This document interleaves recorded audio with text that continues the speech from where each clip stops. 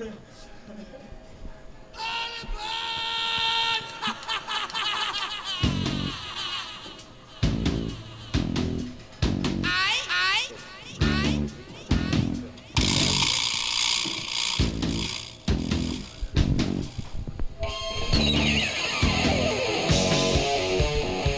welcome back to Sports on Tap. We're live at Z's Cream and Bean.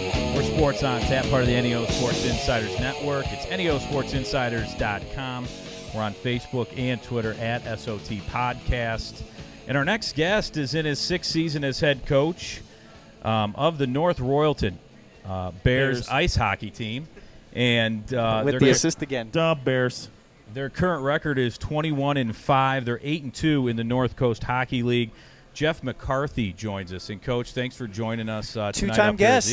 Yeah. Two-time guest. He's approaching friend of show status. Yep. Well, thanks for having me back, guys. Appreciate it. Hey, no problem. And you brought, I know it's not half the team, but you brought quite a bit of players. You brought Captain Tim Orlosky. He's on defense. The assistant captains, Jacob Krosky and Jeremy Gripp. Guys, thanks for coming up tonight. You're welcome. Thanks for having us. Thanks. I know you guys are busy, but first off, talk about the season you've had so far.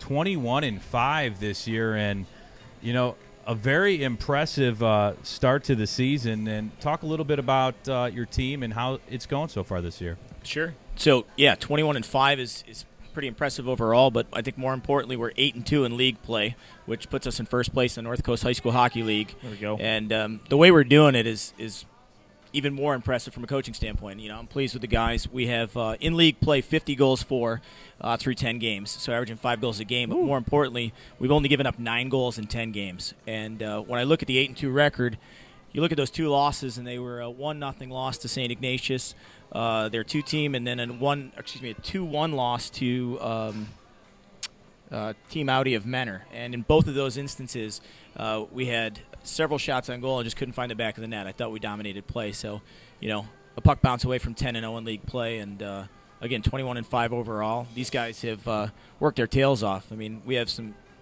tremendous senior leadership with the 3 guys here and some additional players as well.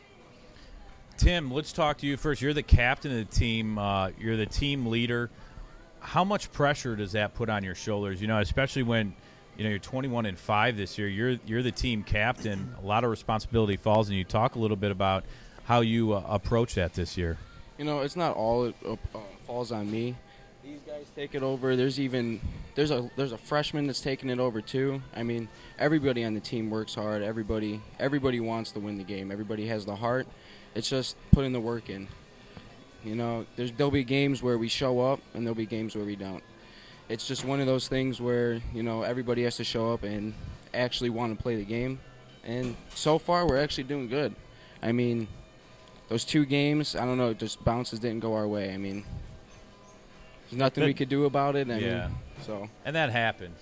And yeah, you mentioned it's kind of funny. You said you're actually doing good. Is this something that is kind of comes to? Does this come to? Like that. I was gonna say, does this come as a surprise to you, or is it you know, you guys have put it, you know, you guys are putting the work in, and now you're enjoying the fruits of the work? And that question goes to you guys as well. Yeah, I mean, we're all just trying. Well, I think I'll jump in there. Well, I'm glad you're trying. That's good. Not too good at talking. Sorry, Yeah, I think overall the big difference between this year and previous years that I've been involved with the team are it really is a collective effort. You know, we have a couple guys, Jacob Krosky and Tyler Tagliarini, who have kind of run away in regards to the, you know, scoring lead, but then we have several guys who, you know, are really solid, just a step behind those 2. And really the core group of guys have bought into systems, which, you know, at the high school level, whether it's hockey or basketball or football, to get a collective buy-in to a forecheck or a back check or some type of a game plan is always the most difficult thing for a coach. And I think this year these guys get it. Our seniors certainly know from watching previous seniors leave and regret things left on the table, and these guys have been preaching it all year long. Like, you know, they're not going out like that. And I think, you know, they've put the work in. You know, Jeremy's been with us for 4 years, Jacob for 2, and Timmy for 3. And I think all of them have put the work in year over year and improved. And I think, you know, to that point, this isn't unexpected. I don't think certainly we thought we'd be 21-5, and 4 of those 5 losses were only by a goal. So, I mean, I don't think we thought we'd be there, but from a coaching standpoint, I thought we were going to be pretty special this year, and it's panning out. Well, and you guys, your first win of 2016 was versus Medina. And talk a little bit about the goaltending. I mean, Joey, and I might not say this correctly. Well, let the coach say his name. Yeah, so Joey Frat Antonio has really stepped his game up this year. I got to tell you, I am extremely proud of this boy. Last year, he faltered a little bit in our state tournament run and actually saw a freshman take some meaningful minutes at the end of the year. And I think a lot of kids would have packed it in, been upset with the coaching staff, perhaps even looked for an alternative to play somewhere new this year, but not Joey. Joey doubled down. He worked his tail off this summer, and I think these guys sitting next to me can attest to it, that he's a different kid. Mental mindset's different. His numbers are just insane. We've ridden him, and we've ridden him hard. He's 20-5 from a personal standpoint. He has 7 shutouts, which is fantastic. He has a 1.72 goals against average and a 92% save percentage. Yeah, it's pretty impressive. Yeah, and I mean, the shutouts haven't just been, shutouts against weaker teams either. We're talking about a 4-0 shutout against the number 2 team in the state, the Newark Generals. And we are currently their only loss, beating them 4-0 in the Thanksgiving tournament here, hosted by North Royalton and OBM Arena. And some other meaningful shutouts as well. But, you mentioned the Medina game. He was rock solid. He's, stopped 25 shots on goal and really once again, our offense seemed to put everything at the net but not find it, and relied heavily on our defense to bail us out, and they did. And talk about when you were on here, I think it was last year or the year before. You talked about turnout, in trying to get more kids to come out for hockey. How has that been since your time taking over the hockey program? Sure. Well, I'll tell you, 6 years ago, 2009. There was tumbleweeds coming through the rink between the parents that were standing to watch their children. And this past Medina game, the stands were packed. There was 3 deep on the wall behind both goalies. I have to give a shout-out to No Row Nation, at No Row Nation on Twitter, the best fans in the business. But, it's great because North Royalton Hockey, we don't have just kids from North Royalton High School. It's a bit of a melting pot, yet the student body at North Royalton really supports us. Jacob's a Strongsville student. Timmy's in the Strongsville School District as well. Jeremy's a North Royalton student. So, they're bringing fans out from their own schools as well. And it's really nice to see the support. And, everybody likes a winner. Now, guys, how did you guys first get involved in hockey? Have you been involved in hockey for a long time, or is this something that you saw a few years ago and you're like, that'd be cool to try and play hockey. Let's give it a shot. Well, for me at first, my dad took me to a wrestling match because he used to wrestle in high school. So I was 3 years old. He took me to a wrestling match. I said, I kind of like that. So then he took me to, I think it was the Barons back at the time when they were around, the AHL team. 3 years old. Saw fighting hockey, and I said, this is what I want to do, Dad. He knew it. So, I mean, ever since then, ever since I was 3 years old, I've been on the ice.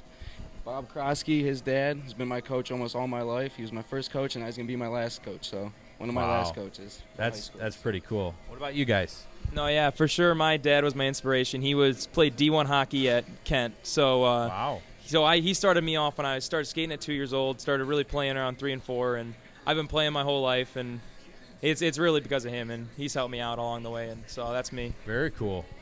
Well, how I started was I was watching TV when I was little, when I was 3, and we were watching the Mighty Ducks, and I was like, Mom, I want to do that. And she signed me up for ice skating lessons, and it just started from there. That's awesome. So why do you guys had presumably have your choice to where you want to join a hockey team. What drew you to North Royalton? I mean, you're already in the school district, but you guys are from the Strongsville School District. So what drew you to the North Royalton hockey program? Well, what drew me was because of the school that I go to. And right. That's just how I started. Nice. For me, I started out with Strongsville High School my freshman year. We weren't doing so hot and ended up a senior from Strongsville moved to North Royalton. Jake, what was his name? Jake Mayer. And then, so the year after my freshman year, I ended up going over to Royalton and just loved it ever since. So. Yeah, I was at Strongsville too. I was there for my freshman, sophomore year, and some problems and stuff arose, obviously. And so Jeff reached out to me. I got to know him a little more, and I ended up loving the team. I was between actually them and Medina. I chose them over it, and I'm glad I did. If I may, I think the thing to understand, there's a bit of a difference between the USA Hockey varsity programs and the OHSAA varsity programs. So with the OHSAA group, the Greater Cleveland Hockey League, the Great Lakes League, those individuals have to attend that high school. And we've had some real good collaboration with those schools in that we have, a recruiting policy in place, or I should say an anti-recruiting policy in place. And the USA Hockey High School varsity group, which is North Royalton's a part of the North Coast League, we can get students from any school district. Certainly, we try to put a good product out there and kind of a field of dreams mentality. If you build it, they will come.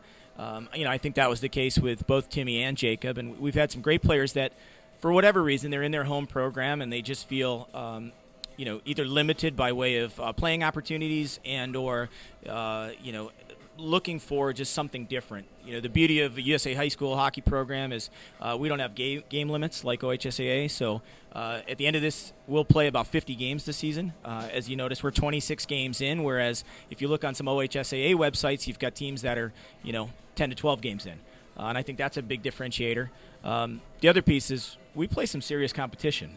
We're not bound by any type of guidelines. So, for example, we just played in and won the Lake Catholic Cougar Holiday Extravaganza, which is, as you know, Great Lakes hockey, Lake Catholic, and supposed to be one of the top 6 or 8 teams in Cleveland. And not only did we beat them in the championship game, but we also beat them in the round-robin game to prove that, it wasn't a fluke. We beat them 2 times. So, real feather in a cap for these boys to go in there and when you hear about high school hockey, people seem to look at, you're a USA hockey team. It's different. It's not varsity, and we're going toe to toe with these guys. We're beating Western Reserve. We're beating Kenston. We're beating Chagrin Falls. I mean, schools that are varsity programs in the area that historically have had pretty good track records. Talk about how the league has grown. Since you were here last time, I know that the league was kind of starting then, and it seems like it continued to develop and get bigger and bigger. Talk a little bit about the league now and how it has grown and developed since you were here last. Sure. So we've had a couple of teams that have kind of gone away from a number standpoint. We've lost a couple. However, we've added a few as well. And at present time, we have 9 teams in our league, and it's a really good cross section. We've got all the way out to Fremont. And then all the way over to Worcester, back out to the Riverside School District. So we're really covering some ground. In this area in particular, the 2 big teams are Medina and North Royalton. We've also added, which is pretty neat, a St. Ignatius. Basically, there are 2 teams. So St. Ignatius now, and I know you guys are going to be talking with the blue team, but they have the blue and the gold team. And really, St. Ignatius is very unique in that while most hockey programs are struggling locally, they had about 80 kids show up to tryouts. Wow. They take 20 to 22 on their top team, the blue team, and another 20 to 22 on their gold team. And we've allowed those guys to join our league, and they're actually having a pretty good year this year. So, from a competitive nature, there's really a split, I would say, in our league right now. There's kind of a top 5, which would be Royalton, Ignatius, Audi of Menor, which really is Riverside, but for financial reasons, they've got a pretty sweet sponsor and great uniforms. I'll say Audi. Messing around. The Medina Bees and the Jackson Polar Bears, and those guys kind of round out the top 5. I would put any of those 5 teams up against any team in the greater Cleveland area from an OHSAA standpoint, and I'd take my USA Hockey varsity guys any day. And guys, especially with all you guys coming from different areas, I mean, how hard how's the transition and how is it meshing into an already established program? And how did you guys kind of find your way into where you guys are now? I mean, you're the captain of the team. You guys are both assistant captains.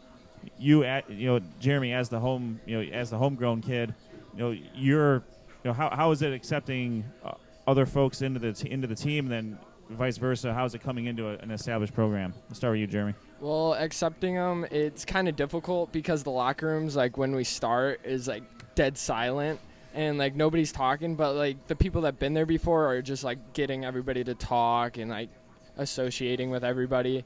Meeting everybody is like difficult. Sometimes you don't know somebody's name on the ice and you're like, hey, you, like, you don't know what to say to them. And it's just difficult at the beginning. But once you get to know everybody, it's easy. Yeah, I'd agree with you on that. Once you get to know everybody, it's like a brotherhood. It's like a one big family. That's just hockey for you. Like at the beginning, it's awkward. You don't know who each other are. Like you're on the ice, hey, pass me the puck, because you don't know who they are. You can't be calling their name. But once you get to know each other, it's like one big family, just big brotherhood.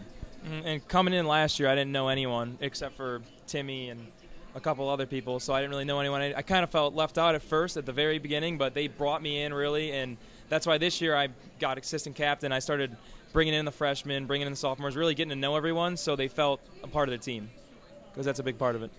No, I think it's really cool, and not to mention, you guys January 29th are playing Kenston at the Q.